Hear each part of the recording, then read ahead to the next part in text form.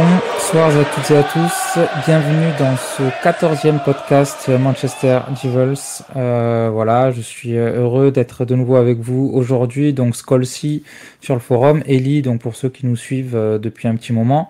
Donc merci encore pour votre fidélité et vos écoutes.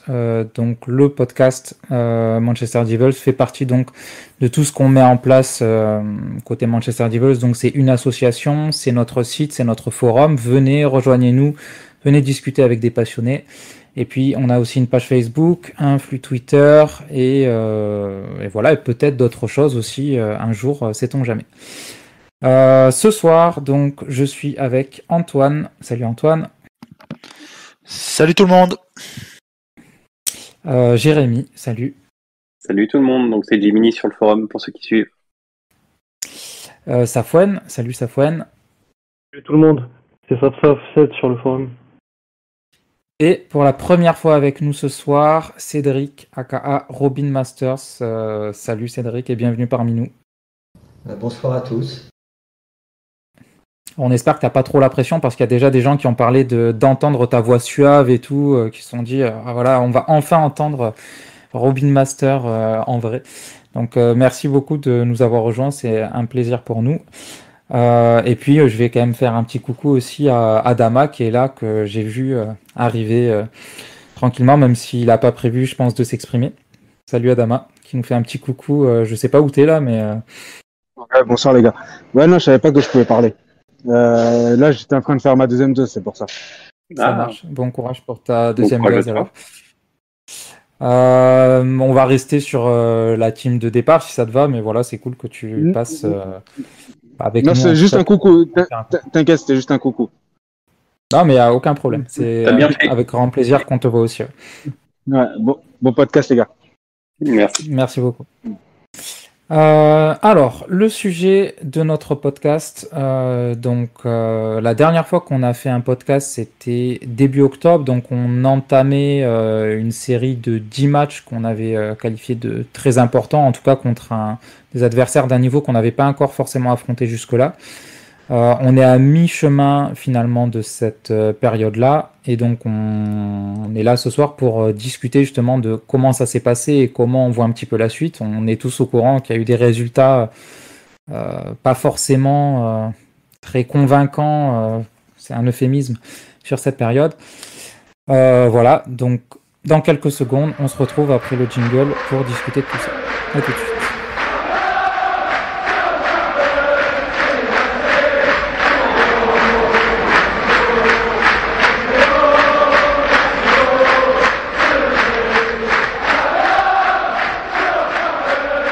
Très bien, donc depuis qu'on a fait notre dernier podcast, on a joué 5 matchs. On a commencé, si je ne m'abuse, avec une défaite à Leicester peu glorieuse, donc 4-2. On a enchaîné avec un match de Ligue des Champions qu'on a gagné sur le fil face à l'Atalanta avec un but de Ronaldo dans le Fergie Time, voilà, qui nous a permis de voir la suite un peu plus sereinement en compétition européenne. On a enchaîné avec le fameux Manchester United-Liverpool, dont je suis sûr qu'on aura beaucoup de choses à dire, malheureusement. Je ne vais pas rappeler le score par respect pour nous tous. Puis ensuite, après ça, on a joué à Tottenham, une victoire sèche et nette, mais contre une équipe qui était peut-être encore plus malade que nous. Et puis là, donc, on sort hier soir d'un nul inespéré, j'ai envie de dire, en Ligue des Champions à Bergame. Voilà pour le bilan. Cette période de 10 matchs qui était censée un peu nous servir d'étalon face à des équipes un peu plus capées, voilà où on en est finalement. 2 victoires, un nul, 2 défaites et un bilan qui pourrait être même un peu plus lourd si on n'avait pas un joueur en particulier adepte des fins de match. Messieurs, comment vous avez vécu cette période ? Alors je suppose que c'était pas la grande joie, mais voilà, qu'est-ce que vous avez à dire finalement sur ce qui s'est passé sur ces dernières semaines? Bah moi personnellement, c'est tout ce que je veux pas voir à Manchester United. On va de toute façon assez insister sur ce match contre Liverpool où on perd 5-0 et on en reparlera après sur la partie plus entrée sur le coaching, mais ça c'est inadmissible. Il y a des failles tactiques qui sont plus qu'évidentes. L'année passée, c'était déjà facile de nous contrer dans le sens où ils y avaient qu'à faire un bloc bas et c'était facile. Mais aujourd'hui, même sans faire un bloc bas, on se met en difficulté. Leicester, ils ratent leur début de saison, ils nous en mettent 4. Il n'y a même pas photo. Liverpool, on peut être très content qu'ils ont arrêté de jouer à la 60e minute. Parce que s'ils avaient décidé de plus faire joujou avec derrière avec leurs latéraux et puis qu'ils avaient voulu jouer au foot, on aurait pu en prendre 6, 7, 8. Et le pire, c'est que sur ces matchs-là, on peut dire aussi l'Atalanta, sauf hier soir où il se trouve, mais l'homme du match, c'est souvent De Gea. Et c'est terrible, le match qui me vient le plus en tête, c'est Leicester. Leicester, on en prend 4, leur meilleur joueur du match, pour nous, c'est notre gardien. Et ce qui me fait le plus peur et ce qui m'attriste le plus en tant que fan de Manchester United, c'est qu'on a beaucoup d'attentes. On a signé Varane, on a signé Sancho, on reviendra plus tard sur lui en particulier. On a signé Ronaldo, et on en vient à, en fait, la première grosse équipe qu'on a jouée. C'est Liverpool, c'est la seule grosse équipe. L'Atalanta, ils sont 6 ou 7e de leur championnat. C'est pas une équipe majeure en Europe, c'est une équipe qui performe bien, qui a des coups, mais en plus on les a affrontés, il leur manquait 3 de leurs 4 meilleurs défenseurs centraux. C'est pour ça que De Roon, les 2 matchs, a dû jouer en défenseur central alors que c'est leur milieu de terrain titulaire. On peut se dire aussi qu'on a de la chance parce que toutes les équipes qu'on a affrontées, Liverpool, on les a joués, Naby Keita il doit sortir parce qu'il se blesse, Fabinho est pas là, Thiago Alcantara n'est pas là. On joue Leicester, ils ont tout le temps des blessés, ils ont tous leurs latéraux qui sont blessés, voir c'est une passion chez eux. On joue Villarreal juste avant, Villarreal ils jouent sans Moreno. Bref, en fait, c'est moi ce qui m'attriste le plus, c'est que en fait, on voit la même bouillie de football que quand on avait Andreas Pereira qui était titulaire au poste de numéro 10. Quand notre sauveur sur le banc c'était Igalo. Alors qu'aujourd'hui, on a des joueurs de classe mondiale, on a un effectif qui, je maintiens, est top 5 européen, et on joue. En fait, je vois pas comment on peut même être mis dans la même phrase que Liverpool, City. Alors, on n'est qu'à 3 points de City, mais Liverpool, City ou Chelsea, où on est déjà à 8 points. Et vraiment dégoûté parce que tu arrives au match et tu te dis, mais de toute façon, collectivement, on va être inférieur et on va devoir se sauver. Et heureusement qu'il est là par des exploits de Ronaldo, parce que ce qui m'attriste le plus, c'est qu'hier soir, quand je vois la conférence de presse ou la réaction de Solskjaer après le match, les minutes qu'on suivi le match, on était sur le terrain, on a l'impression qu'on avait gagné, quoi. Alors qu'on a juste fait match nul sur un cafouillage et une reprise de volée exceptionnelle sortie de nulle part de Ronaldo. Mais sans ça, on n'a de nouveau rien montré. Et je reviendrai après sur le point de vue tactique, mais la préparation tactique des matchs, c'est pathétique. Vraiment, je veux pas passer trop de temps sur Olé parce qu'on va revenir plus tard, mais on a commencé le match hier soir pour finir sur le bilan des matchs. Tu joues, donc d'après ton coaching staff, tu joues la même chose, un Tottenham malade que l'Atalanta. Tu joues le même système et les mêmes envies et la même animation. Pour moi, c'est juste lunaire. Et ça résume en fait à quel point on est perdu et à quel point notre coach essaie juste de sauver les miches. Je suis assez d'accord je vais prendre ta suite. C'était assez, à la fois, je peux comprendre le fait d'être soulagé, mais c'était choquant de voir les joueurs célébrer l'égalisation comme si on venait de gagner le match. Ça m'a ramené à des mauvais souvenirs où on se moquait d'Arsenal quand dès qu'ils faisaient un match nul, ils célébraient ça quasiment comme une victoire. On a été les premiers à le signer il y a quelques années. Et pour répondre à ta première question, Elie, c'était assez frustrant cette période. J'ai trouvé là les 5 matchs, ils ont vraiment été frustrants parce que Antoine commence à parler un peu de l'effectif en disant qu'on a un effectif top 5. J'en suis pas convaincu que c'est top 5, mais une chose est sûre, c'est qu'à certains postes, on est effectivement top 5. Et actuellement, par exemple, Ronaldo, t'es même peut-être top 3. Parce que actuellement, quand tu vois le nombre de frappes qu'il tente, cadré et la finition, il est clairement top 3. Je veux dire, il sort des frappes de nulle part qui rentrent, c'est tout bonnement exceptionnel. Par contre, quand on parle de l'effectif de manière large, on a un très bon effectif, mais il faut réfléchir sur l'effectif qui joue et non pas l'effectif total. Et quand je vois qui est aligné, je suis pas toujours sûr qu'on soit dans le top 5. Mais ça peut se rattraper quand effectivement, le sujet qu'on va aborder tout à l'heure, quand tu as du coaching derrière. Quand en plus t'as pas de coaching et que finalement t'as pas un effectif top 5, ce qui pour moi est le cas actuellement si je tiens compte que de l'effectif qui joue. Je suis frustré parce qu'en fait je m'aperçois qu'on pourrait faire mieux, mais qu'en réalité on ne reflète que finalement le niveau des joueurs qui sont alignés, c'est-à-dire pour moi on reste une équipe qui comptablement doit être située entre la 5e et la 8e place en fonction de tes adversaires directs. Et ça c'est un peu décevant parce que finalement tu sais qu'on en a un peu plus sous le capot que d'autres équipes, mais que dans la réalité des faits, quand tu rencontres Bergame, 6e du championnat, tu t'en sors in extremis 2 fois. Et quand tu tombes sur peut-être ton plus gros concurrent, Liverpool, qui est le match quasiment le plus regardé au monde chaque année, tu pars avec pas une, mais 2 valises, quoi. Juste pour Liverpool, c'est pas quasiment, c'est de très loin le match le plus regardé au monde. Donc on a été ridicule dans le match le plus regardé de la saison, à domicile. Complètement frustrant. Juste pour le match sur Liverpool, parce que en fait il y a rien à sortir tellement c'était abyssal. Si Solskjaer n'avait pas marqué en finale au Camp Nou il y a bientôt 25 ans, jamais il serait encore en place. Et quand je vois dans les médias comme Neville, Scholes, ils commencent un peu à se rebeller, et Ferdinand, ils sont sympas avec ce qui est en train de se passer au niveau du coaching, je me dis qu'on peut tous être journalistes.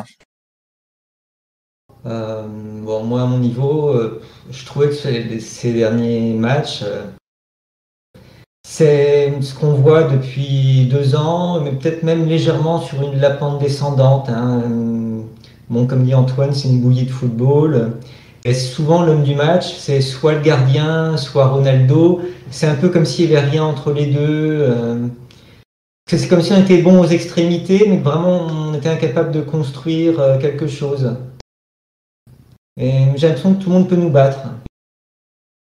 Alors qu'effectivement, on a un effectif qui est vraiment peut-être top 5, top 6 mondial si on prend dans toute la profondeur, quoi.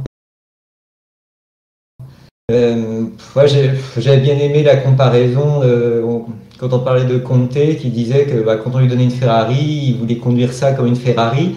Là, je trouve qu'effectivement, j'ai l'impression de voir une Ferrari mais se traîner comme une 2 chevaux. Pour ma part, c'était plutôt un sentiment aussi de frustration qui m'a animé, parce que j'estime qu'on a quand même les ressources et un effectif de qualité pour faire de meilleures performances, que ce soit dans le contenu du jeu ou dans les résultats. Ce qui m'alarme aussi davantage, c'est même les stats que nous avons. C'est-à-dire sur les 5 derniers matchs, on a encaissé 13 buts, dont 3 buts sur coup de pied arrêté. La moyenne par match de possession de balles est estimée aux alentours de 47,6%, qui est assez léger, surtout qu'on n'a pas affronté des cadors hormis Liverpool. On a utilisé 2 dispositifs de jeu, le 3-5-2 contre les Spurs, le 4-2-3-1 dans les autres matchs. Il semblerait que le coach n'a pas trouvé la formule, il procède un peu par tâtonnement. Sinon, il y a aussi une autre stat assez intéressante, on est la 11e défense de Première Ligue, alors que si on calcule la valeur marchande de notre défense type, c'est la 2e plus grande valeur marchande après les Citizens. À échelle comparative, la meilleure défense de Première Ligue, qui est Chelsea, a une valeur marchande estimée à 143 millions et la nôtre est à 202 millions. Donc tous ces indicateurs ne peuvent que me laisser assez perplexe et un petit peu désarmé, quoi. Je vais juste répondre à quelque chose de très rapide concernant le prix de notre défense. Je peux comprendre que tu analyses ça comme ça. La seule chose, c'est que je trouve que le calcul est faussé par le prix de Maguire qui enfonce clairement, je trouve, le prix de notre défense. Si je devais faire un comparatif, je comparerais plutôt Maguire à Van Dijk et voir les effets produits sur ses coéquipiers. Juste, je crois, Safa, tu me corriges, c'est la valeur estimée aujourd'hui, pas la valeur du transfert. La valeur estimée aujourd'hui, effectivement, c'est bien ça. Ce qui est encore pire, et on reviendra après sur le coaching, moi j'arrive pas à croire qu'avec les noms qu'on a, on n'arrive pas à défendre mieux que ça. Ça peut pas être, c'est pas un problème que individuel. Quand je regarde Maguire avec l'Angleterre, il est un des meilleurs défenseurs au monde. Il a été sûrement le meilleur défenseur central de l'Euro. Et la dernière Coupe du Monde, il est allé dans le top 3. En tout cas, il est dans le top 3 dans les 2 dernières grosses compétitions internationales. Shaw avec l'Angleterre, c'est énorme. Lindelof, je ne sais pas si vous avez eu la chance. C'est souvent ennuyeux, mais de regarder avec la Suède, il est très très solide. Il est même capitaine. Ouais, et c'est vraiment un bon joueur avec la Suède. Alors qu'avec nous, il semble perdu. Fred, on reviendra après, mais là, sur les autres, même Fred avec le Brésil, il est titulaire avec le Brésil. Avec nous, on a l'impression qu'il devrait jouer à Cardiff. Pourtant, c'est un joueur que j'apprécie. Il y a plein de joueurs comme ça. Je crois que c'est toi d'ailleurs, Cédric, qui avait mis sur le forum et j'ai trouvé très juste. J'aimerais bien avoir le Sancho de Dortmund, le Van de Beek de l'Ajax, le Lindelof de la Suède, le Maguire et Shaw de l'équipe d'Angleterre, le Lingard de West Ham. Mais pourquoi dès qu'ils sont chez nous et coachés par un homme, ça ne fonctionne absolument pas. Et tous ces joueurs-là, avec nous cette saison, parce que Shaw l'année passée était exceptionnel, faut le dire. Hein, pourquoi tous ces joueurs-là sous-performent très très très largement s'ils jouent. J'ai même pas voulu parler de Bailly. Bon, Bailly avec la Côte d'Ivoire, c'est un peu un manga tellement il fait des prises de catch sur le terrain, mais donc au final, notre défense sur ces matchs a été cata, on peut le dire. Maguire a été catastrophique. Je questionne aussi le fait que Maguire il revienne de l'entraînement le vendredi et il joue le premier match le samedi, clairement pas prêt, et depuis il a enchaîné toutes les minutes quasiment, hein, sauf erreur. On a vérifié. Alors, je te réponds, mais il y a des nouvelles qui commencent à sortir aujourd'hui de sources, disant, c'est toujours pareil, ça prend avec des pincettes, qui viendraient en interne en indiquant que Maguire est revenu trop vite et qu'il n'aurait pas dû faire les 2 premiers matchs qu'il l'a fait. Donc, quelle surprise! C'est une surprise pour personne, mais en attendant, ça a été aligné. Le pire, c'est que ça a été dit dès la sortie du premier match et qu'au deuxième match, 3 jours après, il était quand même aligné. Je vais faire un léger parallèle. Varane est revenu, à mon sens, trop tôt. Une mi-temps, il s'est pété. Hein. Varane, tu sais qu'il est déjà son petit défaut quand même, c'est un super défenseur, mais il a tendance à se blesser. Rarement des gros trucs, mais il a tendance à avoir des petits pépins comme les ischios. Là, on a appris juste avant le podcast, ça devrait être 3 à 4 semaines. Mais on en parlera plus tard après de comment faire sans Varane. Mais Varane, il a même pas une semaine d'entraînement. Il joue 90 minutes contre Tottenham. Bon, avec le rythme de Tottenham, je pense que même ma grand-mère pouvait jouer. Mais il joue 90 minutes. 3 jours après, tu te dis pas, ah attends, et puis en plus c'est pas, il s'est pas fait les ligaments, il s'est pas cassé le pied ou quelque chose comme ça, c'est musculaire. Tu le remets pas 3 jours après titulaire. C'est du bon sens. Et ça, combien de fois on l'a vu depuis 3 ans? Lingard, Martial, Rashford, ils ont tous eu ça. Pogba, il a eu ça. McTominay, il a eu ça. Maguire, cette année. Varane. On peut en vouloir aux joueurs sur beaucoup de choses. Le match contre Liverpool, il y a juste une critique que j'accepte pas. C'est quand les gens ont commencé à parler de repli défensif. Ils ont critiqué Greenwood, d'ailleurs qui a été mis sur le banc depuis. Greenwood, Rashford et Ronaldo, parce qu'ils ne faisaient pas le repli défensif nécessaire et que notre défense se retrouvait isolée. Mais c'est pas la faute des joueurs. C'est la première fois, ils l'ont tous dit, c'est la première fois qu'ils ont demandé de faire un pressing haut. Donc quand tu fais un pressing haut, que tu as tes 3 joueurs de devant qui pressent haut, avec la qualité de Liverpool, c'est vraiment tout sauf le match à faire un pressing quand tu le maîtrises pas à 100%. Bah, en 3 passes, ils étaient mis dans le vent et après ils peuvent plus revenir. Mais ça, c'est surtout que les déclarations qui avaient été faites en ce sens, pour te compléter, c'est qu'a priori, l'organisation était de presser haut, mais que ça n'avait pas été travaillé à l'entraînement. Donc en fait, on a été demandé quelque chose aux joueurs qui n'avaient pas été préparés en avance. Et ça, c'est complètement aberrant. Puisque tu as décidé d'attaquer le sujet par la défense, bah, je vais te compléter un peu et après je laisserai un peu la parole aux 2 autres. Moi, j'ai un problème dans cette défense, j'en ai plusieurs.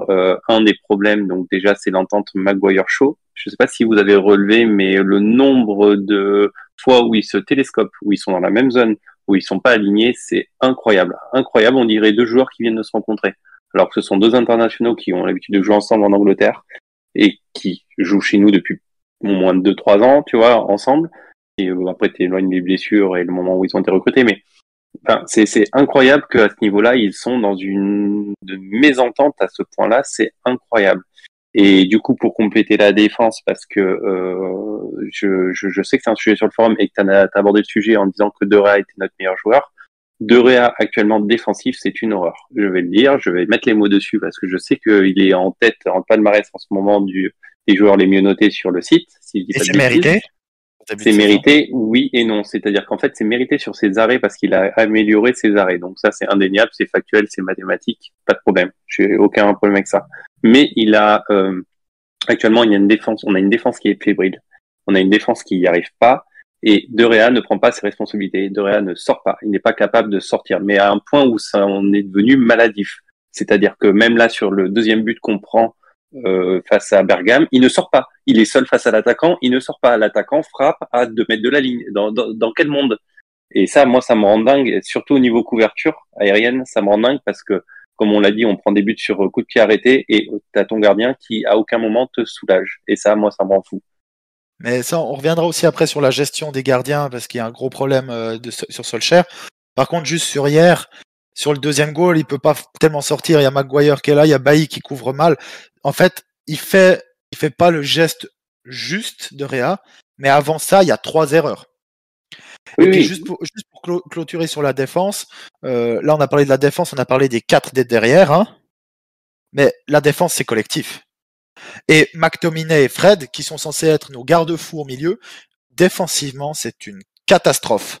Ils ne savent pas se placer, ils ne savent pas faire un repli, ils ne savent pas faire ressortir du pressing adverse, ce qui fait qu'on est complètement paumé, perdu, que ce soit en transition, sur les phases de transition adverse, on est foutu.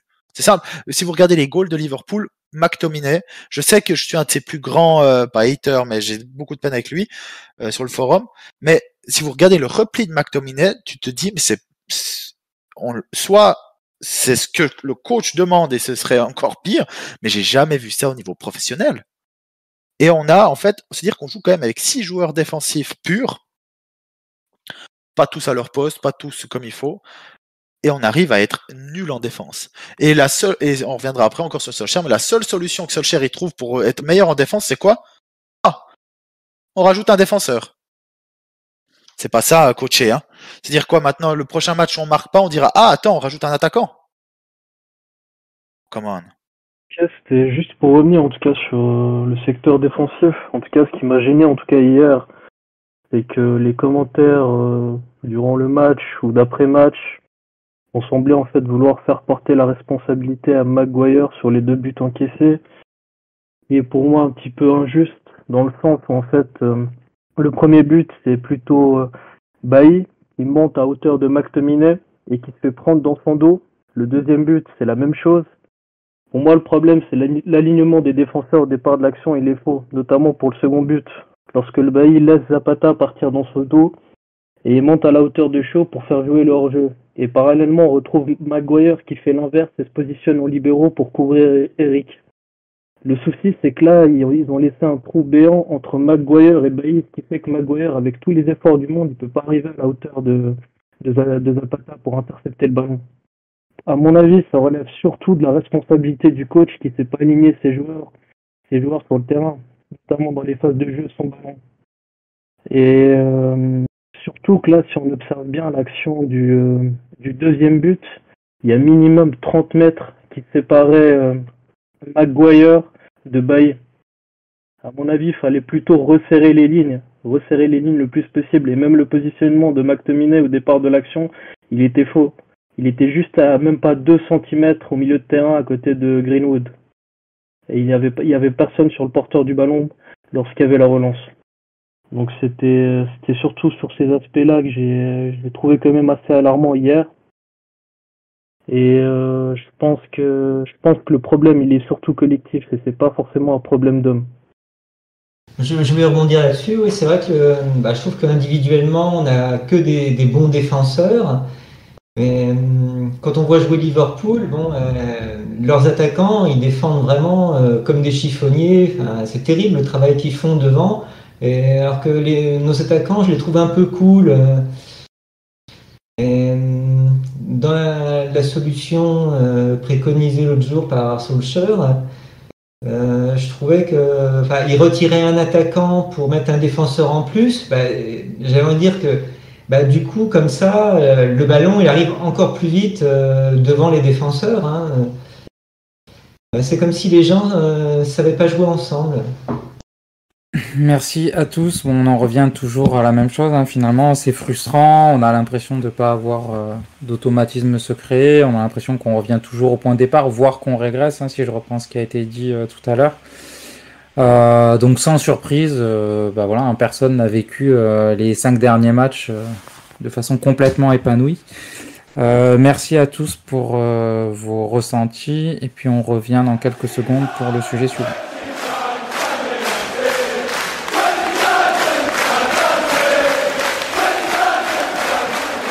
On a parlé donc de cette période écoulée. On ne peut pas parler de cette période-là sans parler de Ole Gunnar Solskjaer et de son staff, ou si je reprends l'expression de notre cher Roberto Larcos, donc ceux qu'il appelle désormais Olaf pour Ole et son staff. Donc une question très simple pour commencer. À vous quatre. Aujourd'hui, 3 novembre 2021, est-ce que vous êtes Ole in, Ole out ou c'est compliqué? Immense Ole out. Ok, Jérémy. Moi, c'est un Olaf out. Ok, très bien. Cédric. Ole out. Et Safouane. Ole out. Ok, donc on a un 100% de Ole out sur cette session. Juste, on va je reprends l'expression de Jérémy. Je suis aussi Olaf out. Ok, Olaf, donc le staff. L'ensemble du staff. On va approfondir quand même, d'accord. C'est vrai que les avis ont été quand même assez mitigés dernièrement. Après les derniers matchs et surtout après le match contre Liverpool, et on l'a vu sur notre forum, et si vous regardez un peu les réseaux sociaux, vous l'avez très certainement vu aussi, il y a quand même une vague en fait là qui est en train de se créer de Ole out et tout le staff out finalement. Oui, on est toujours premier de notre groupe en C1. On était 4e en première ligue à 2 points du premier quand on a fait notre dernier podcast. Aujourd'hui, on est 5e. On a descendu d'une place, mais on a pris 6 points de plus de retard. Donc, on est à 8 points avec les derniers résultats, notamment les défaites face à Leicester et Liverpool. Donc voilà, on va un peu approfondir ce Ole out finalement. Cédric, du coup, toi, tu voudrais que y ait une décision qui soit prise finalement et que Solskjaer soit remercié. Est-ce que tu peux nous en dire plus là-dessus? Est-ce que tu as toujours été de ce point de vue-là et qu'est-ce qui fait qu'aujourd'hui tu en es là, quoi? Je trouve que ça fait 3 ans qu'il est là, donc c'est quand même un cycle très long. Hein. Il a pu remanier l'effectif comme il voulait, avoir D'ailleurs, il ne s'est pas trompé, il a pris vraiment des bons joueurs, Maguire, Sancho, Ronaldo. Je trouve qu'il n'y a pas vraiment de déchets dans le recrutement. C'était plus pertinent que ce qu'ont pu faire ses prédécesseurs. Mais et pourtant, quand on voit jouer l'équipe, c'est pas mieux qu'avant. Au niveau du staff, il a pu choisir des adjoints qu'il voulait. Il n'a pas l'air très exigeant avec eux. Je trouve qu'en termes de résultats, on est loin du compte. Puis la manière, même sans statistiques, moi je m'ennuie quand je vois nos matchs. C'est triste à dire, mais j'aime mieux voir jouer Brighton où il n'y a que des no-name. Je connais pratiquement aucun joueur. Et quand je les vois jouer, j'ai du plaisir. Et je trouve que c'est pas le Manchester que j'aime. Si j'avais découvert Manchester dans cet état-là, je me dirais mais qu'est-ce que c'est que ce club de naze? On peut vraiment se moquer de nous. Et on prend beaucoup de buts alors qu'on n'a même pas une stratégie offensive. C'est inexcusable. J'essaie de. Je m'interroge sur le travail qui est fait. Safouane. Du coup, pour ma part, le bilan de Solskjaer, il est assez, comment dire, qualifierait peut-être d'un bilan assez déplorable. C'est-à-dire que on a quand même perdu l'année passée une finale d'Europa League avec un coaching désastreux. L'entraîneur ne savait pas lire le jeu avec des changements qui n'étaient pas pertinents, ce qui a causé en fait votre défaite en finale. À cela s'ajoute le fait qu'il n'a pas été capable d'apporter et d'insuffler un style de jeu à l'équipe. Quand je regarde l'équipe depuis un an là à peu près, j'arrive pas à savoir en fait c'est quoi la touche du coach. Jusqu'à présent, j'ai rien relevé, j'ai rien observé. Même en ce qui concerne la gestion d'effectifs, elle est catastrophique. Il n'y a pas de méritocratie, c'est-à-dire que les joueurs qui sont performants, qui font des bonnes perfs, je pense ces derniers temps à Lingard, de temps en temps Matic ou Van de Beek, qui sont constamment mis sur le banc malgré des entrées intéressantes et qui tirent l'équipe vers le haut, au profit de joueurs qui bénéficient d'un totem d'immunité, ça me laisse un petit peu perplexe. Est-ce que le coach, en fait, peut-être manque-t-il de personnalité pour mettre certaines grandes personnalités ou des figures fortes du vestiaire sur le banc? Ça, il faudra un jour se poser la question là-dessus. Et en somme, je trouve qu'on a été quand même assez clément avec le coach, quoi. On peut pas faire preuve éternellement de mansuétude avec lui. Il faut savoir qu'un coach de renommée comme Mourinho, il est parti pour bien moins que ça, quoi. Si on observe, si on compare un petit peu les deux bilans de Mourinho et de celui de Ole, il y a pas photo, hein. Il y a pas photo. Le bilan du technicien portugais est quand même bien au-dessus, quoi. Pour aller dans ton sens, Mourinho, honnêtement, j'aime pas. J'aime pas Mourinho, j'aime pas son style, c'est pas le foot qui me fait vibrer, c'est plus le personnage qui me fait vibrer parce que c'est une caricature de lui-même au fil des années. C'est pas pour rien que sa carrière est quand même en chute libre. Le standing des clubs qu'il entre bientôt, il pourra entraîner Molde à ce rythme. Mais quand Mourinho est licencié de Manchester United, son bilan c'était avec Mourinho comme coach. Alors on se faisait pas toujours de plaisir, on prenait pas beaucoup de plaisir devant les matchs. Je vous dirais qu'aujourd'hui c'est pas beaucoup mieux, hein. Au moins on avait de la solidité défensive. Juste pour revenir sur la solidité, vous savez quelle était lors de sa dernière année pleine, hein, 2017-2018. Vous savez quelle était la défense titulaire, la défense qui a le plus joué? Bon, De Gea au goal. Sinon c'était Smalling, Lindelof avec Jones. Jones avait quand même pas mal joué. C'était un peu un panaché des deux. À gauche c'était Ashley Young et à droite c'était Antonio Valencia. On est loin de très loin de la qualité qu'on a actuellement et pourtant la défense était bien meilleure à l'époque. Tous les chiffres le montrent. Bref, pour finir, Mourinho, son comportement n'allait pas. Aujourd'hui, le management de Solskjaer, il va pas non plus envers les hommes. On peut parler des transferts. Pour moi, Sancho, vous savez que je suis un immense fan. On le fait jouer comme si c'était Lingard. Bref, en fait, les joueurs sont interchangeables, mais ils ont tous le même rôle, mais pas les mêmes profils. C'est quand même magique. Au milieu de terrain, quand c'est Pogba, Fred, Matic ou McTominay, ils ont tous le même rôle. Il y en a aucun qui est utilisé avec ses capacités, mais c'est-à-dire que Telles, Sancho et Van de Beek, c'est trois joueurs qu'il a signés pour plus de 115, 120 millions. Cette année en Première Ligue, c'est 304 minutes. Et encore, parce que Sancho en a 296, pardon. Mais ça fait trop peu. On est au mois de novembre. Sancho a pas fait des bons matchs, mais comme il l'a lancé c'est catastrophique. Le management, je dis envers Sancho actuellement, Van de Beek, Telles. Je pense qu'on peut aussi parler à Dalot, hein. Dalot, parce que Wan-Bissaka n'a pas fait que des bons matchs. Shaw a fait des très mauvais matchs. Telles, il a pas joué en Première Ligue, hein. Dalot, il aurait pu jouer. Lingard a fait des bons matchs, il n'est plus jamais revenu. Bailly, là, il a fait un super match, parfait pour être sur le banc samedi. Matic, qui fait des très bons matchs, il joue aussi très peu. Je demande à voir Rashford, j'ai commencé à avoir 2-3 réactions envers quand il a dû sortir ou quand il était sur le banc. Je suis pas sûr que ce soit encore l'amour fou. En plus, avec la déclaration qu'il avait eu très maladroite vis-à-vis de... Il lui avait dit qu'il fallait qu'il se concentre sur le terrain et pas sur ce qu'il faisait à côté. Je suis désolé, Rashford, je le critique assez pour ce qu'il fait sur sur le terrain, mais tu dois pas faire ce genre de commentaires à ton joueur qui vient de revenir de blessure, et la blessure est liée en partie au management du coach. Bref. Donc son management n'est pas bon, et moi il y a quelque chose qui me dérange, c'est pourquoi il a autant de crédit. J'arrive pas à comprendre pourquoi il a autant de crédit. Je vais vous donner 2-3 chiffres, parce que vous savez que c'est mon point fort sur le forum, tout ça. Donc, je vais vous donner quelques chiffres des points par match de certains coachs qui ont été licenciés dans des clubs. Je l'ai déjà mis sur le forum pour certains. J'ai étoffé la liste. Là, je vais vous donner des coachs qui se sont fait licencier par des clubs de notre acabit. Je mets des guillemets, hein, parce que pour moi, il n'y a que 3 clubs de notre acabit, mais de notre acabit entre guillemets.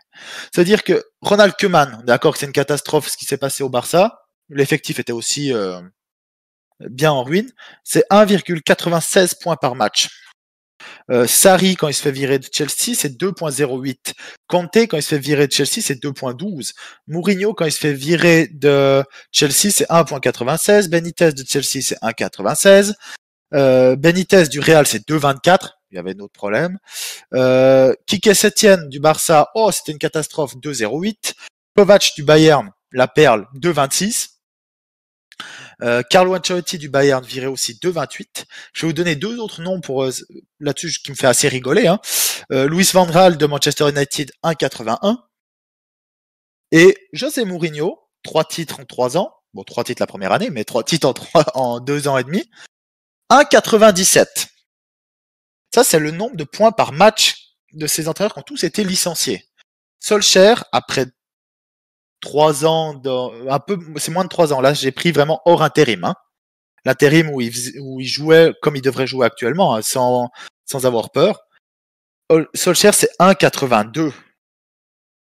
On est tellement loin d'un rythme de champion, c'est hallucinant. Et si vous prenez dans toute sa carrière, on s'est déjà battu plusieurs fois avec Jérémy pour dire arrêtez de dire que c'est un jeune coach. Il coach des pros depuis 2010-2011, donc ça fait 10 ans. Il a jamais dépassé 1,85 points par match avec une de ses équipes, même dans le championnat norvégien. Et si je prends depuis 2011, il a entraîné à ce jour 418 matchs hors intérim. Et son total, c'est 1,78 points par match. Ça veut dire que le problème qu'on voit actuellement, c'est un problème qu'il a depuis 2010-2011. Même quand il est parti avec la moitié de l'académie de Manchester à Molde, et qu'il a fait 2 titres de champion, c'est quand même bien, faut le dire, il a jamais surdominé le championnat. Il a jamais dominé son championnat, il a jamais été capable de créer un rouleau compresseur. Si vous voulez, la moyenne depuis que Sir Alex Ferguson est parti à la retraite, la moyenne pour être champion en Angleterre, c'est 2,29 points par match. Vous avez vu le fossé qu'il y a entre les statistiques de Solskjaer et les statistiques qu'il faut pour un... Et là, je parle en moyenne. Heureusement qu'il y a eu les titres de Leicester et de 3 autres titres qui ont fait plonger la moyenne, parce que depuis 3-4 ans, c'est plus que ça. Il faut avoir minimum 92-93 points pour être champion. Donc, en fait, ce qui me rend fou, et je vais clôturer là-dessus, je vais laisser aussi la parole à mes chers camarades, c'est pas Solskjaer. Solskjaer, il a pas les capacités. La preuve avec son 3-5-2 qu'il vient de mettre, il est complètement perdu. Il est complètement rincé. Il a absolument pas de crédit pour être coach. J'ai regardé quand on l'a engagé. Hein, il entraînait Molde, qui était pas champion. Hein, parce que les titres de champion qu'il a fait, c'est en 2011-2012, hein, pas en 2016-2017 avant qu'il arrive chez nous. Il est coach dans le championnat norvégien qui est le 29e à l'indice UEFA à ce moment-là. 29e. Je vais vous dire des noms de championnats juste pour rire qui sont mieux classés que celui-là à ce moment-là. Oh, le Kazakhstan, le Bélarus, la Serbie, la Bulgarie, l'Azerbaïdjan, la Roumanie, Chypre, la Pologne, tous ces championnats, ou la Suisse, que je me moque assez souvent de la Suisse parce que je suis suisse donc je regarde le championnat. Tous ces championnats sont bien mieux notés, mais il y a des doutes aujourd'hui quand je dis sur le forum Lucien Favre. Pour moi, ce serait une bonne solution. Il y a des doutes, mais on ne sait pas s'il a les épaules.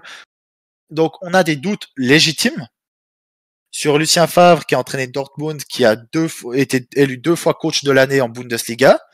Mais un peintre qui est dans le championnat norvégien, 29e à l'indice UEFA, ça veut dire que si tu prends le classement des championnats, il est il est derrière la Première Ligue, on est bien d'accord. Il est derrière le Championship et il est même derrière, je sais plus le nom de la 3e division. Il est même derrière la Ligue 1. Est-ce que vous, par exemple, allez, on prend même la Ligue 1. Est-ce que ça vous dirait de prendre, je sais pas, j'ai pas de nom, j'aime pas ce championnat, mais un coach moyen de Ligue 1, est-ce que vous direz, ah, c'est un profil parfait pour Manchester? Un coach moyen de Ligue 1 a plus de background et de légitimité que Solskjaer. Et ce qui m'énerve le plus, c'est pas Solskjaer. On a tous rendu compte après 3 ans qu'il a pas les épaules pour. On parle de la Première Ligue. On parle de la Première Ligue face à des équipes qui sont autant puissantes financièrement que nous. Et on parle de la Première Ligue où nos 3 rivaux sont coachés par Guardiola. Depuis qu'il est à Manchester City, c'est 2,32 points par match. Klopp, depuis qu'il est là, c'est 2,03. Heureusement que l'année passée, il perd toute sa défense et puis que sa moyenne de points chute, hein, sinon elle est bien plus haute. D'ailleurs, beaucoup s'amusaient à comparer les débuts de Klopp et de Solskjaer. Il faut savoir que, en gros, on doit plus perdre un match jusqu'à la fin de l'année pour qu'il ait autant de points que Klopp, hein. Mais bref. Et puis qu'on gagne la Ligue des Champions. Voilà. Et Tourelle, qui a 2,24. Il a pas les épaules, mais moi, ce qui me rend fou, c'est pas qu'il ait pas les épaules, parce que tout le monde en est conscient. C'est que le board trouve ça juste, et je vais finir là-dessus parce que ça fait déjà 10 minutes que je parle. Le board trouve ça tolérable, ce qui se passe depuis 3 ans. Et encore pire, il trouve tolérable qu'après un début de championnat où on galère, où on est performant, on est déjà éliminé de la Coupe de la Ligue, il tolère qu'on prenne 5-0 à domicile à la régulière. C'est pas comme si on avait pris un rouge après 3 minutes, hein, et puis qu'on avait fait un bon début de championnat. Un résultat isolé, ça arrive. Klopp a perdu 5-0 contre City de Guardiola parce que Mané avait pris rouge. Bref, ça arrive. Mais quand tu prends tout ça, ils disent que c'est tolérable, qu'après 9 matchs, 17 points, une claque 5-0 à domicile face à Liverpool, c'est acceptable. Donc nos standards sont tellement bas que ça, c'est acceptable. Et dans le même temps, un club qui a aucune histoire, qui a pas gagné de titre de Première Ligue, c'était même pas la Première Ligue, depuis 1961, qui a pas gagné un titre majeur depuis 1991, donc je parle bien de Tottenham. Pour Tottenham, ce n'est pas acceptable que son équipe soit à 9 matchs 15 points, donc il vire le coach, mais Manchester United, c'est acceptable que ce soit à 9 matchs 17 points. Nos standards sont devenus tellement bas. Solskjaer, t'as rien à faire là, mais le plus gros problème, c'est les Glazers et tous les pantins qu'il y a dessous qui ne connaissent même pas. J'essaie de rester calme et de faire vite, mais on est dirigé par des Glazers qui ne connaissent rien au foot. D'ailleurs, quand à la place de venir voir le match le plus important de l'année à domicile contre Liverpool, ils partaient en Inde pour essayer d'acheter une franchise de cricket qu'ils ont même pas réussi à acheter. Woodward était même pas là au match. On est des clowns. Woodward, c'est un financier. Financièrement, c'est le meilleur au monde. Il n'y a même pas photo, mais pour gérer un club de foot, il va mettre Arnold à sa place, un de ses pantins. On a mis John Murtough, un clown, qui a jamais fait mieux. Everton, waouh, c'est génial. On a mis Darren Fletcher, c'est gentil, hein, mais bon, moi, je veux pas donner un poste à tous les anciens de Manchester United. On a Carrick, qui a aucune expérience. Même Mourinho l'a pas voulu. McKenna, aucune expérience. Phelan, c'était le remplisseur de gourde de Ferguson. Et Solskjaer, s'il s'appelle pas Ole Gunnar Solskjaer, il atterrit jamais dans notre club. S'il n'a pas le passé de joueur, comment vous voulez, dans toute la chaîne, qu'on soit au niveau d'un Manchester City, par exemple, qui investit autant que nous, sauf que eux, leur but, c'est de gagner. C'est pas de mettre leurs potes en place. Donc non, Solskjaer, casse-toi le plus vite possible, on construit rien avec toi. Là, il l'a même dit lui-même, il fait des up and down depuis 3 ans, c'est pas pour rien. Et puis juste un dernier point sur ses conférences de presse. Mon gars, tais-toi. T'as rien compris, tu comprends rien. Tu compares Ronaldo. Hier, il y a une question qui a été sur Ronaldo, puis il a dit mais je crois pas que les Chicago Bulls se plaignaient d'avoir Michael Jordan. T'as rien compris, mon gars. Arrête de comparer la NBA où ça se joue à 5 et c'est un sport qui est individualisé à un collectif de 11 joueurs. Et si tu réponds ça, c'est que t'as pas compris le fond de la question. Donc s'il te plaît, tais-toi et pars. Bon, je vais essayer de prendre la suite. Après, bon, là, ça a pas mal chauffé, hein, donc moi, je vais quand même continuer malheureusement un peu sur la lignée d'Antoine, alors peut-être un petit peu moins bouillant, mais sur la lignée d'Antoine, puisque je vais commencer par ce qu'il a terminé. Ouais, vraiment les conférences de presse, je suis d'accord. Alors bon, on le sait, hein, quand on est dans la sauce, la conférence de presse, c'est pas toujours un jeu qui est évident, c'est pas toujours un jeu qui est très franc non plus dans ce qui est dit. Donc bon, là, l'image de la NBA, il est passé complètement à côté, surtout qu'en plus, il parle d'un joueur qui a permis à une équipe d'être une référence dans son sport, alors que Je pense pas qu'on puisse parler de ça actuellement de notre équipe, donc c'est incomparable ce qu'il indique, même d'un point de vue individuel. Là où moi j'avais gardé un petit truc sous le coude au niveau des conférences de presse, je vais vous lire juste l'extrait. C'est qu'il a fait un extrait samedi où il indiquait que en fait il avait essayé, donc je lis, nous avons essayé au cours des dernières saisons de développer notre façon de jouer. On est critiqué quand on joue avec 2 milieux défensifs, donc cette année nous avons essayé de donner plus de liberté à l'un des milieux et de laisser les latéraux en retrait. C'est passé sous radar, celle-là je l'ai gardé, la petite pépite pour le podcast, ça me fait plaisir, c'est pour moi. Donc c'est-à-dire que si je reprends rapidement, donc il dit qu'on a critiqué la paire McTominay-Fred, chose qui est assez vraie, et que du coup pour essayer de pallier à ça, il a demandé à l'un des deux de faire un boulot un peu plus offensif. Personnellement, vous me direz lequel parce que j'ai pas vu la différence, donc si vous êtes capable de m'indiquer lequel des deux a fait le taf, je mettrai une pièce sur McTominay, mais honnêtement si je me plante, je ne vois pas la différence. Mais là où c'est le plus intéressant, et là où ça me rend complètement fou, donc il faut savoir que cette déclaration a été faite juste avant le 3-5-2. Ça a son importance. D'accord? Avant le 3-5-2, avant la mise en place du nouveau système qu'on essaye actuellement depuis 2 matchs. Là où il me rend fou, c'est que peut-être le plus gros point positif l'année passée de notre équipe, c'était nos latéraux. Nos latéraux, on avait Wan-Bissaka qui était donc exceptionnellement bon défensivement et Shaw qui portait un tiers de l'attaque à lui tout seul. C'était pas compliqué, il faisait le taf tout seul, le gars. Donc le mec se dit, puisque finalement au milieu ça déconne, on va enlever notre principal atout et on va demander à mes 2 milieux qui déconnent d'en faire encore plus et de les responsabiliser encore plus. Je ne sais pas quelle école de management il a fait. Une chose est sûre, je ne la ferai pas parce que je vois pas dans quel monde c'est possible d'aborder le sujet de cette manière-là. C'est complètement incroyable. Et déclarer ça en conférence de presse, même quand tu es dans la sauce, à un moment donné, il y a quand même des limites à mettre. Mais ce qui fait le plus peur, c'est que je pense que c'est même pas quelque chose qui est menti. C'est-à-dire que en fait, si tu regardes cette saison, comme on l'a tous soulevé, Shaw est largement en retrait de ce qu'il fait l'année passée. Wan-Bissaka n'a commencé à monter que depuis 2 matchs. Et je me dis, en fait, finalement, ce que je vois, c'est ce qu'il vient de dire. C'est-à-dire qu'en fait, nos latéraux, sur tous les premiers matchs, sont vraiment restés en retrait. Quand on dit que Shaw est moins bon, quand on dit que, bon, alors il y a quand même des problèmes défensifs, ça dédouane pas 100% de ce qu'on voit. Mais quand je vois que Wan-Bissaka est moins bon, quand je vois que Shaw est moins bon, je me dis, en fait, les gars, ils jouent bridés. C'est-à-dire que déjà, les ordres sont pas bons, mais en plus, on leur demande de pas faire ce qu'ils savent faire. Et honnêtement, quand tu vois le résultat au bout de 15 matchs, je me dis qu'à un moment donné, il était peut-être temps de se remettre en question avant d'en arriver là, quoi. Donc là, c'est ce qui a été fait, la remise en question, puisqu'on sait qu'il doit sauver sa place. On vient de changer de système de jeu en 3-5-2, donc pour essayer de faire quelque chose de différent. Donc là, on est dans le top de la pertinence au niveau du recrutement, c'est-à-dire qu'on a pris quasiment 100% de joueurs de couloir dans notre effectif. Lingard, joueur de couloir, Martial, joueur de couloir, Rashford, joueur de couloir, Sancho, joueur de couloir. Et on se dit, la bonne idée, ça va essayer de jouer sans joueur de couloir. Donc comme ça, on est bien. C'est-à-dire qu'en fait, tu te dis, c'est-à-dire que déjà, j'ai un quart de l'effectif qui ne me sert à rien. C'est-à-dire que même les mettre sur le banc, ça ne sert à rien. Parce que, on l'a vu hier, quand tu as besoin de faire rentrer, j'ai oublié Greenwood, excusez-moi, ça fait 5 gros joueurs. En plus, on parle pas de petits joueurs. Donc, on a quand même 5 gros joueurs. Donc, c'est-à-dire que quand tu veux en faire rentrer un, comme ça s'est passé hier, tu rechanges de système de jeu, en fait. C'est-à-dire que t'es même pas capable de les intégrer à ton système de jeu actuel. Donc, à un moment donné, il manque clairement une cohérence. Pour rebondir sur ce que disait Antoine, est-ce qu'on doit en attendre plus du coach? Non, parce qu'en fait, on s'aperçoit tout simplement que le coach donne 100% de ce qu'il est capable de donner. C'est-à-dire que actuellement, si on veut rester sur ce rythme, en fait, il est au max, donc tu peux difficilement exiger plus de lui. Il y aura quelques perfs individuels comme tout le monde est capable de faire de temps en temps. Tu as un petit moment où ça se passe mieux, mais amener sur la longueur d'une saison, en fait, non, on va rester avec un coach qui est fait, et j'en reviens à ce que je disais tout à l'heure, pour coacher une équipe qui est entre la 6e et la 8e place, qui va accrocher la Europe, qui des fois va y arriver, des fois non. Et je suis, juste pour dire, aujourd'hui, s'il est licencié de Manchester United, aucune équipe en Angleterre et dans un grand championnat, classée entre 6 et 10, lui proposera un poste, hein. Si c'est 10, je sais pas quand même. Ouais, si c'est 10, je sais pas quand même.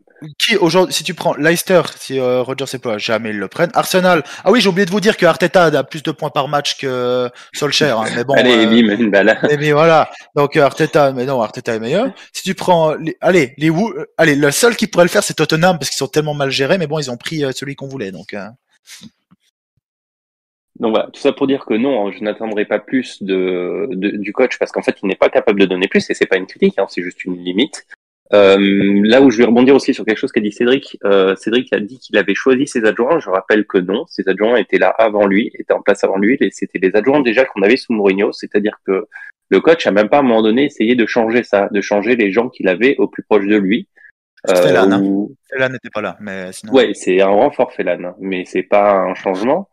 C'est gentil d'appeler ça un renfort. Ouais, voilà, ouais, on se comprend. C'est pas forcément un renfort au sens premier du terme, mais je veux dire, c'est un coach supplémentaire. Donc, pour répondre à la première question de tout à l'heure, c'est Olaf out, c'est tout le staff inclus, et même s'il est pas là depuis longtemps, vont me virer également le mec qui gère les CPA, parce que les coups de pied arrêtés, c'est aussi une vaste blague, on est toujours aussi mauvais. Pour info, avant nos 2 derniers matchs, Ronaldo avait mis plus de têtes dans notre surface que dans la surface adverse. On a le meilleur joueur au monde de tête. Donc quand on me dit qu'on a embauché un spécialiste des coups de pied arrêtés, et étant donné que Ronaldo est continuellement sur le terrain, je me dis il y a un problème. Enfin, il y a pas un moment où il n'y a pas un problème. Donc pour ces nombreuses raisons, rien que là à court terme par rapport à ce qui s'est fait sur les derniers matchs, ouais, olé out quoi. Merci, je pense qu'on a fait le tour de ce sujet. Il y aurait sans doute beaucoup plus à dire, mais bon, on fait pas le Seigneur des Anneaux en podcast, donc on va en rester là pour cette partie. Et on revient dans quelques secondes pour la suite.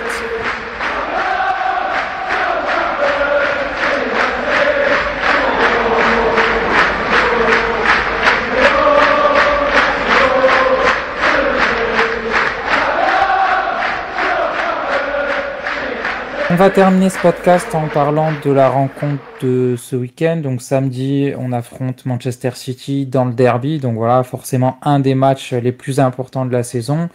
On n'est pas au meilleur de notre forme. Ça pourrait être le dernier match de Soucher. C'est ce que certains avancent et qui ne serait pas forcément non plus étonnant au vu de la situation.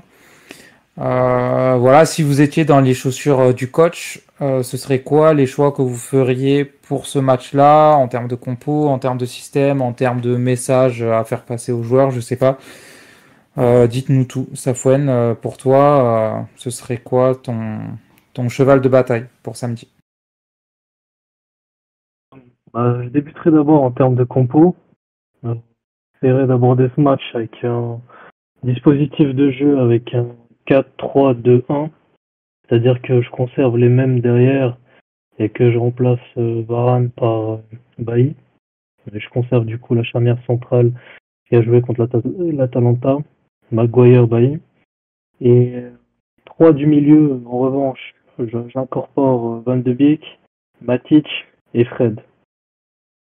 Et pour le trio de devant, je mettrai Fernandez en soutien de Ronaldo, en sorte de 9,5 qui tournerait autour de Ronaldo, accompagné soit de Rashford, Sancho ou Lingard, mais je pense que un profil de dévoreur d'espace comme Rashford me semblerait peut-être plus approprié pour ce type de match, sachant qu'on va être constamment dépossédé du ballon contre cette équipe.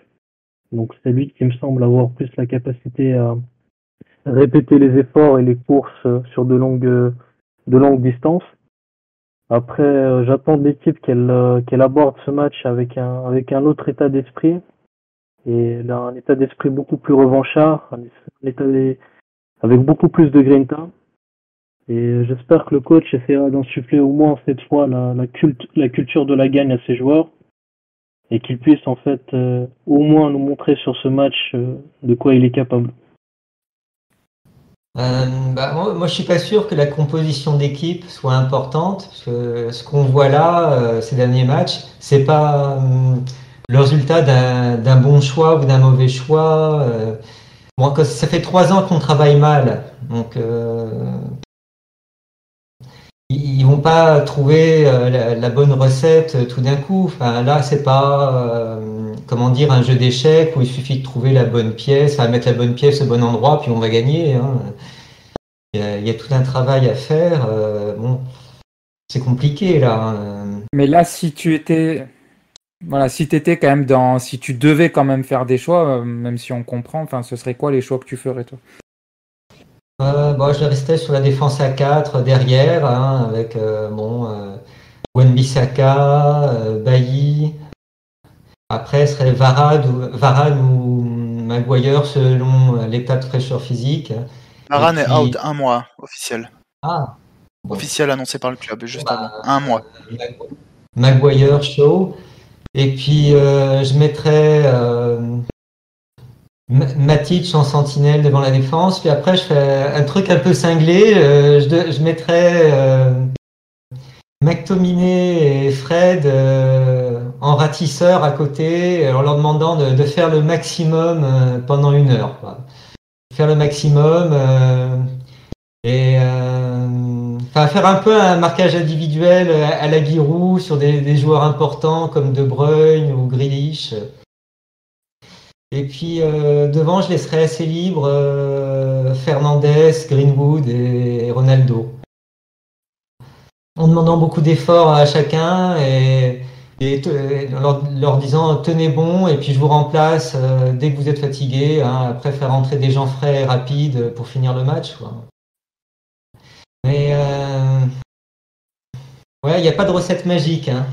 Ok, bon, compo quand même assez défensive, hein, si je comprends bien. Tu mets 3 milieux, enfin, récupérateurs, relayeurs devant la défense à 4, du coup, pour essayer de limiter les dégâts, si je comprends bien. Ok. Antoine, Jérémy. Je laisserai le dernier mot à Antoine. Je vais répondre à Cédric qui a une gestion très paternelle. C'est sympa dans sa voix d'entendre qu'il pousserait les joueurs sur un petit coup de plan émotif en leur demandant de donner le maximum. Donner le maximum, je suis d'accord. Par contre, je suis pas du tout d'accord sur la compo. Je resterai sur le 3-5-2 qu'on voit depuis 2 matchs. Parce que tout pour la simple et bonne raison que le 4-2-3-1 ne donne pas satisfaction depuis 2 ans et demi. Donc je ne vois pas pourquoi quand tu abordes le match peut-être le plus difficile de l'année, tu vas tenter de te remettre là-dedans alors que là, ça fait peut-être 10-15 jours qu'on travaille à notre système et qu'on est dans ce système. Donc tout simplement, je mettrai Bailey qui, je pense, a fait un gros match et a montré que même s'il a des défauts, il peut être là à certains rendez-vous. Donc je l'intégrerai dans cette défense à 3, de préférence d'un côté. Par contre, j'en voudrais pas au milieu.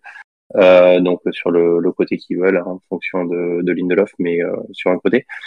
En fait, je repartirai sur la compo qu'on a eu contre Tottenham. Simplement, je me passerai. Alors, je sais que ça n'arrivera pas parce que du coup, Ole Gunnar après Tottenham a indiqué que pour lui l'homme du match c'était McTominay, qui pour moi était plus faible de la compo. Mais bon, voilà. Donc du coup, j'enlèverai McTominay par contre pour Van de Beek pour essayer de voir ce que ça donne justement avec un des deux milieux peut-être un petit peu plus offensif.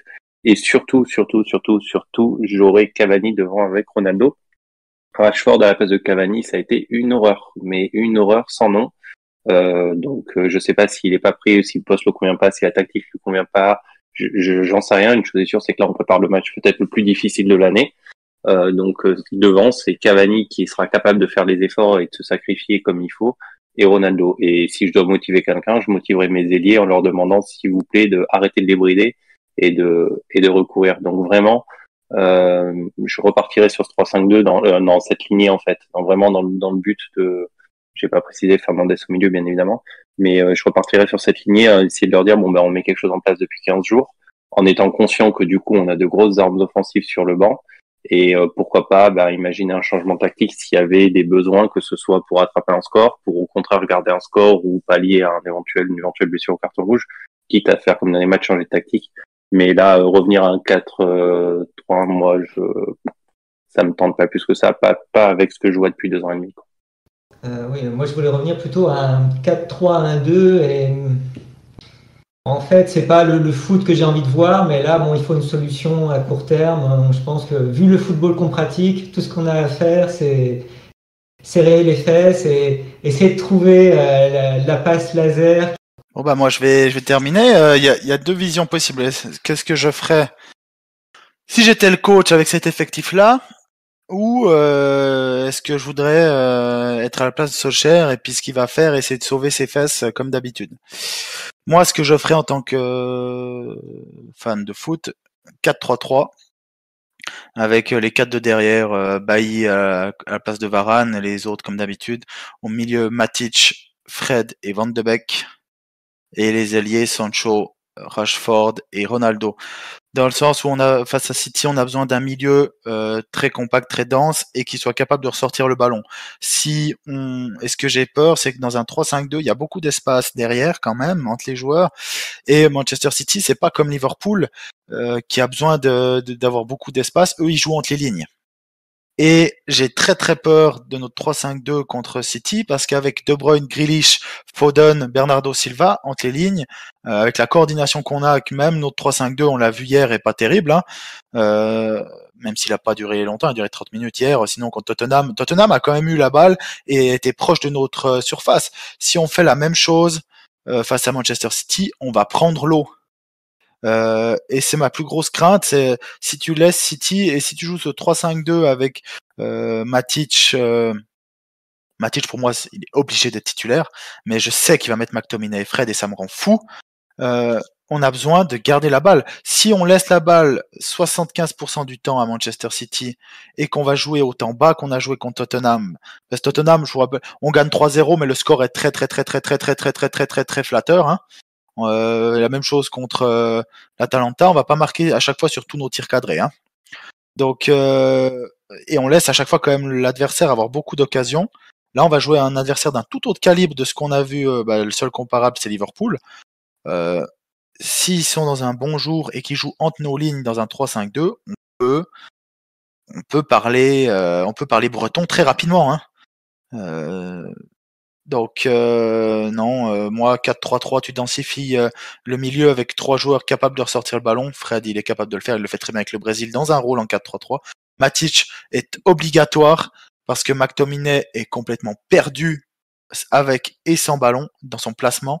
Si tu as des erreurs de placement dans un 3-5-2, avec l'intelligence tactique et technique et collective de Manchester City, je maintiens, ça peut aller très très très vite. Attention aussi aux latéraux de Manchester City qui ont un rôle qu'il n'y a que à City.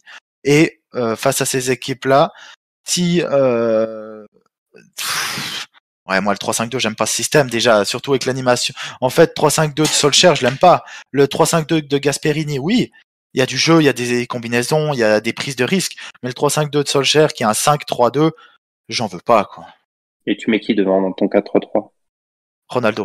Ronaldo, Sancho parce qu'il faut garder la balle et que il sait garder la balle lui, et Rashford parce que comme a dit Cédric, on a besoin de vitesse.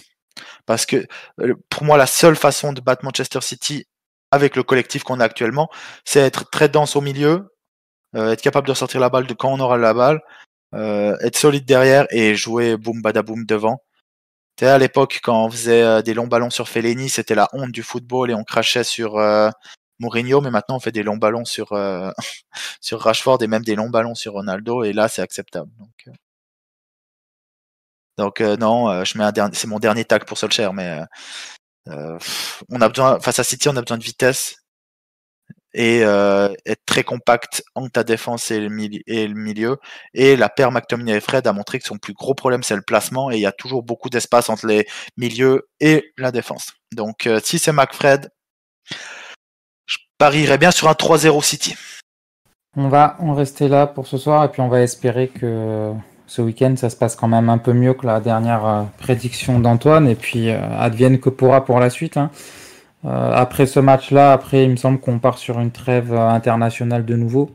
Oui. Pendant 2 semaines. Donc, est-ce que c'est à ce moment-là que des choses vont bouger ou pas? L'avenir nous le dira.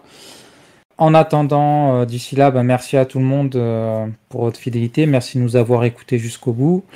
On vous rappelle que si vous avez envie de participer, comme Cédric ce soir, pour qui c'était la première fois, voilà, vous êtes les bienvenus et ça nous fait plaisir de discuter avec des nouvelles personnes.